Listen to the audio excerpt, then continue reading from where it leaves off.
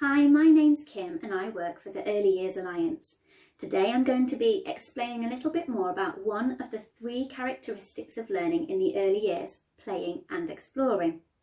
So what do we mean by playing and exploring? Well, at first glance, when watching children play, you might not think they're actually learning very much. And sometimes parents worry when they hear their children starting school and that they've been playing all day, in your child's words.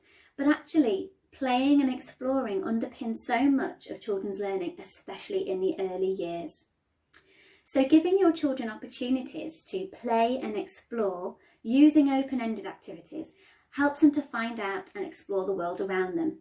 It's a good starting point for them to apply critical thinking and problem-solving skills in their play.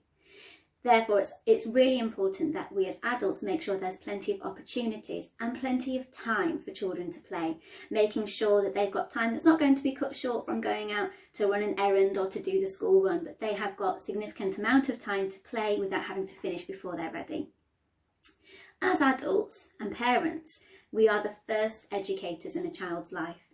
So it's really important that we provide these opportunities and we get involved with them, but that we're also really sensitive to your children's play. It's very easy to have in your mind an end goal that you want in your play, but actually the children might have a different idea, and it's good to go with their flow rather than throwing your own ideas in there too, and to just fit in with their play.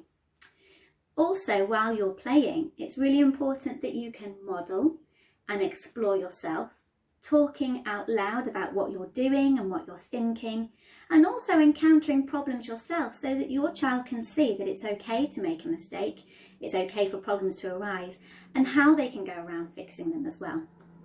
So knowing play is super important for children in their early years. Let's look at some ways that children might play.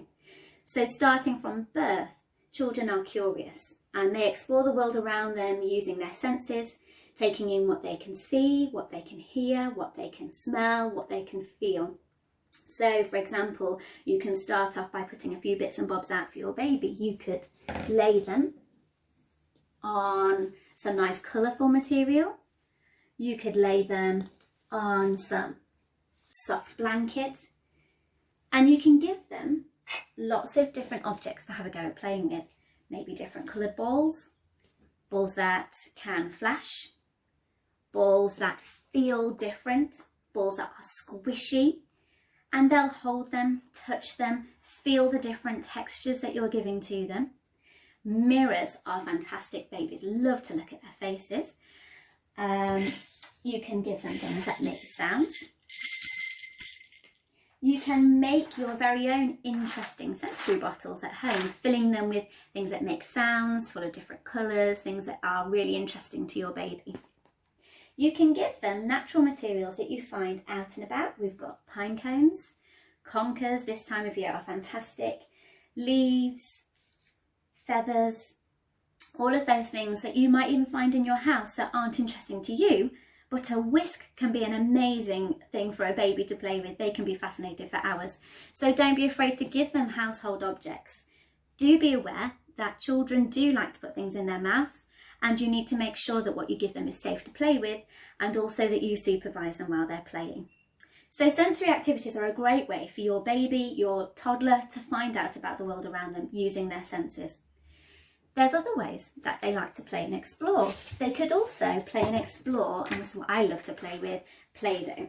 Every child loves Play-Doh, it's so relaxing. But with the Play-Doh, instead of saying, let's make a person, let's build a tower, let them have a little go. They might like to just squeeze it, know how it feels in their hands.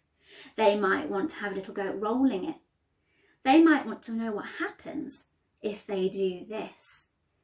You can have a little go playing with it as well, and you can be talking about, wow, look what happens when I pull my Play-Doh. It snapped. Look what happens when I roll it between my hands.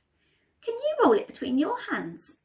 Oh look, it's starting to look like a sausage. Maybe we could make dinner for our teddies. So while you're playing, you're talking about what you're thinking, what you're observing, what you're questioning, what you're finding out.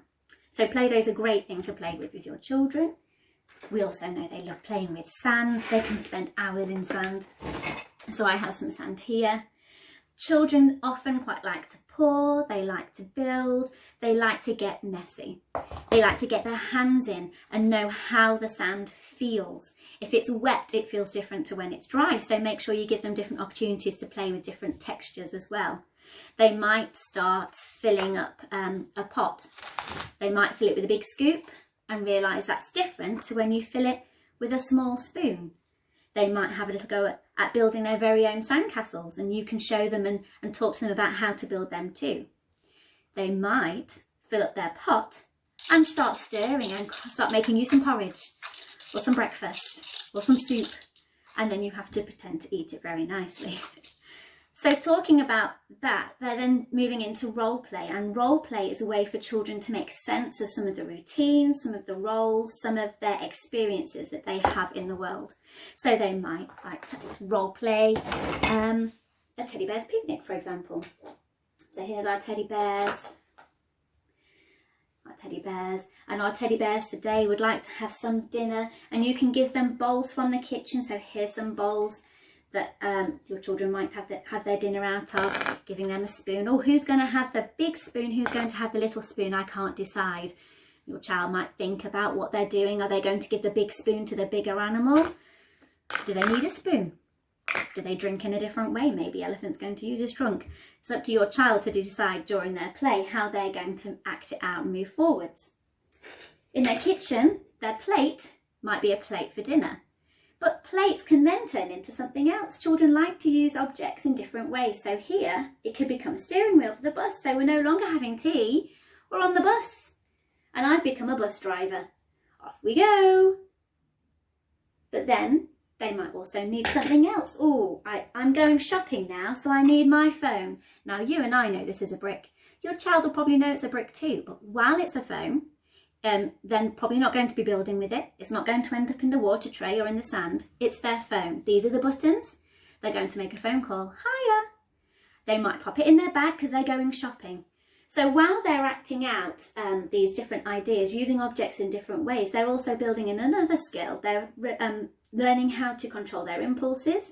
They're learning how to apply rules to different situations. So like I said, while it's a phone, it's not going to end up being a building brick, and the rules of a phone are going to apply. It's going to be looked after. These are going to be the buttons. I'm going to use it to talk to.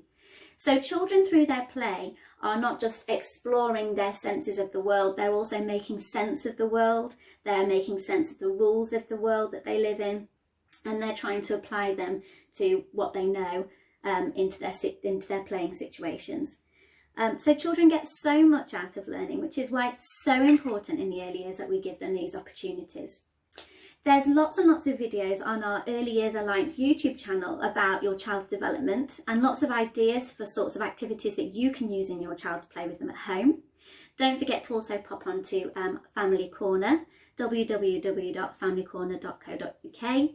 And I look forward to speaking to you about our other characteristics of learning and some of our other videos. Thanks for taking the time to see us today. Bye.